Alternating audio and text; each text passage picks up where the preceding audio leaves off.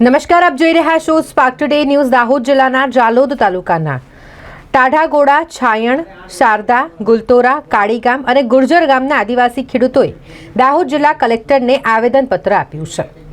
Domestic airport બનાવવા માટે હાલ થોડા દિવસ પૂર્વે મોજે, ટાઢાગોડા, શારદા, ગુલતોરા, છાયણ અને કાળીગામ ગુર્જર ખાતે જે સર્વે કરવામાં આવ્યો હતો તે ગામોમાં જંગલની જમીનને બાદ કરતા જે જમીનો આવેલ છે તે તેઓની માલિકીની વડીલો પાર્જિત જમીન છે અને વારસાગત રીતે મળેલી તેઓની ખાનગી જમીન છે અને તે જમીન આદિવાસી ખેડૂતોના બંધારણીય હક અનુસાર ખેડૂતની સંમતિ વગર કોઈપણ પ્રકારનું બાંધકામ ન કરી શકાય કે વિકાસના નામે હસ્તગત પણ ન કરી શકાય। તેમ છતાં સરકાર દ્વારા આદિવાસીઓના હક અને અધિકારની ઉપરવટ જઈ મનસ્વી રીતે આદિવાસી ખેડૂતોની જમીનનું સંપાદન કરી લઈ ડોમેસ્ટિક એરપોર્ટ બનાવવાનો જે સર્વે ચાલુ કર્યો છે તે અંગે એરપોર્ટ લગાવવાની તજવીજ કરવામાં આવી છે, જેનો તે વિસ્તારના આદિવાસી સખત વિરોધ કરી રહ્યા છે।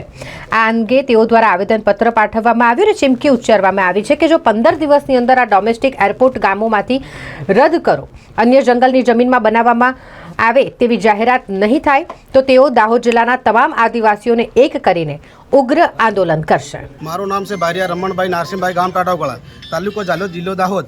અમારો સખત વિરોધ છે કે સરકાર સામે કે અમારી પાણી એ જ અમારું જીવન છે, જંગલ એ તમારું જીવન છે, તોતે ડબલ એ જ અમારું જીવન છે। અમારી જમીન ઉપર જ અમે વસી રહ્યા છીએ આદિવાસીઓ।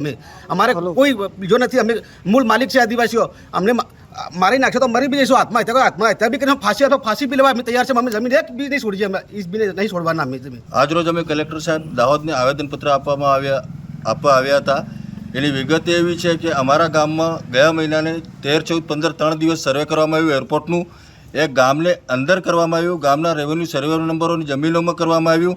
અમે જે આગળ રજૂઆત કરી હતી એ પ્રમાણે અભિપ્રાય એરપોર્ટ માટે જમીન માંગી હતી, એ જંગલની જમીન આપવામાં આવી હતી, પણ આ એરપોર્ટ બનાવવાનો આખો એલાઇનમેન્ટ ગામની અંદર લઈને આવ્યા છે અને સર્વે કરે છે, એનો અમે સખત વિરોધ કર્યો હતો। વિરોધ કરવાથી કલેક્ટર સાહેબ ગામમાં આવ્યા હતા, એમણે અમને આશ્વાસન આપ્યું હતું કે જંગલની જમીન જશે, તમારી જમીન જશે નહીં, પણ લેખિતમાં આજ દિન સુધી અમને કોઈ પુરાવો આપવામાં આવ્યો નથી, કોઈ એવું જવાબ આપવામાં આવ્યો નથી કે તમારી ગામની જમીનો બસાવવામાં આવશે।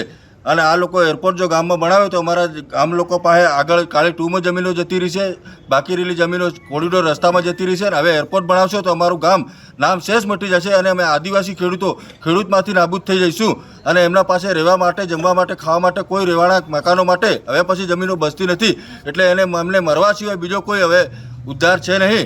એટલે આ જમીનોમાં અમે જમીન આપીશું નહીં, એરપોર્ટ બનાવવા દઈશું નહીં અને સરકારનો સખત વિરોધ કરીએ છીએ। સરકાર દ્વારા જે પ્રોજેક્ટ ડોમેસ્ટિક એરપોર્ટનો જે પ્રોજેક્ટ મંજૂર કરવામાં આવ્યો છે એ બાબતે આજે અમે દાહોદ માનનીય કલેક્ટર સાહેબશ્રીને આવેદનપત્ર આપવા માટે આવ્યા છીએ।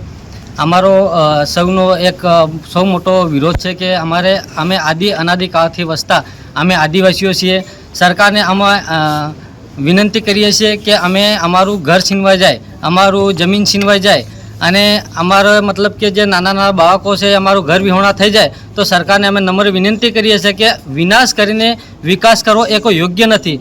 ઈસવીસન 1942ના રોજ મહાત્મા ગાંધીજીએ અંગ્રેજોને ભારત છોડાવવા માટે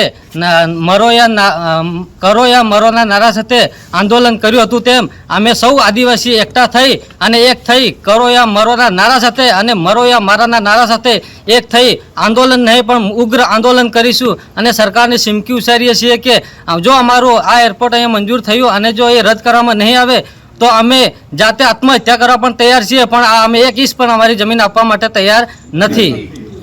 આપનું નામ? અરવિંદભાઈ ભુરિયા।